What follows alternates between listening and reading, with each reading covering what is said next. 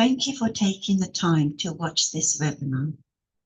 We will explore the concept of victim blaming and examine some of the most common negative myths associated with victim blaming.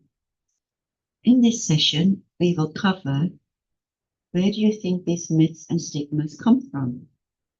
How might these myths impact how victims are treated by society, the justice system, or even their own families? Why do people sometimes find it easier to blame the victim than the perpetrator? And how can myths and stigmas prevent victims from coming forward or seeking help? Myth and stigma. What is a myth?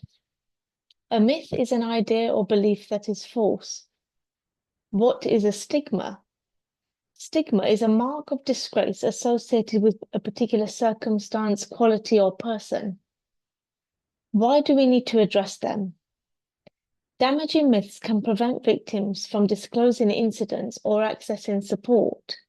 Sometimes these myths can even try to excuse the person committing the crime from what they have done. Where do you think these myths and stigma come from? So they could be from media, cultural beliefs, or lack of education. What is a myth? An example of a myth could be bats are blind or goldfish have a 2-second memory. What is a stigma? For example, in some societies, if a woman wears a short dress, it could be seen as a disgrace. Why do we need to address them? Myths and stigma can lead to stereotyping victims and survivors and lead us to having expectations of how victims and survivors should behave. These stereotypes and false views can be extremely harmful. Shame, guilt, and self-blame can be self-destructive, and it's important that you know that the only person to ever blame for what has happened is the person who committed the crime. How does myths and stigma impact victims of crime? When people see and hear these myths being perpetuated constantly, no matter how subtle, it can be a barrier to them coming forward and asking for help. These feelings of shame can really take over someone's life, and it's one of the biggest hurdles people face when moving forward. As supporters, it's our duty to make sure that we challenge these and reassure people that they aren't to blame for what's happened. Here you can see a cycle which shows the myths and stigmas that impact victims of crime. We have stereotype, and a stereotype, for an example for that could be all teenagers are lazy. We have division, for example, not mixing or misunderstanding each other.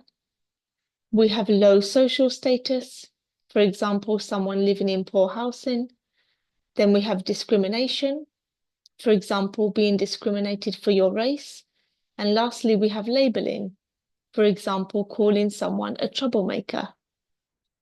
And I will give you an example how this cycle can impact a victim of crime. So we have a victim who is gay. And at school, this victim is getting bullied and harassed by her schoolmates. And at home, she comes from Muslim faith. So the community find out that she's gay because she kept this hidden from her family.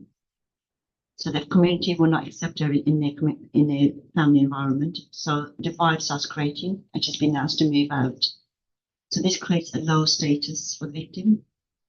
The victim's now being discriminated because she's gay and she's Muslim. Therefore, she's being labelled by the community as being disrespectful to the family. Victim blaming occurs when victims of crime, trauma, or wrongful acts are held responsible for things that were done to them. This diverts the attention away from the perpetrators where it belongs. It is clear this is not our view, but an example of some of the things you might have heard. Victim blaming can be broken down into 3 types: behavioral, characteristics, and environmental. The behavioral is the most common form of victim blaming, and you probably have heard some of these before in conversations or on social media. This type focuses on what the victim was doing at the time of the incident. It often questions the actions, decisions, or the choices. For example, why were they walking alone at night? This suggests that the victim's behavior caused or invited the harm, shifting responsibility away from the perpetrator. Characteristics-based victim blaming. This focuses on who the victim is, the identity, appearance, background, or lifestyle. And therefore, this could be the reason why they were harmed. For example, she dresses in a provocative way. And thirdly, environmental victim blaming. This type focuses on the setting or situation in which the harm occurred, implying that the victim placed himself in a dangerous or inappropriate environment. For example, why would anyone go to that part of the town alone? This implies that being in a certain place means the victim bears some responsibility of what happened.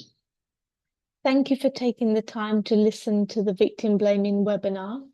We hope you have found this helpful.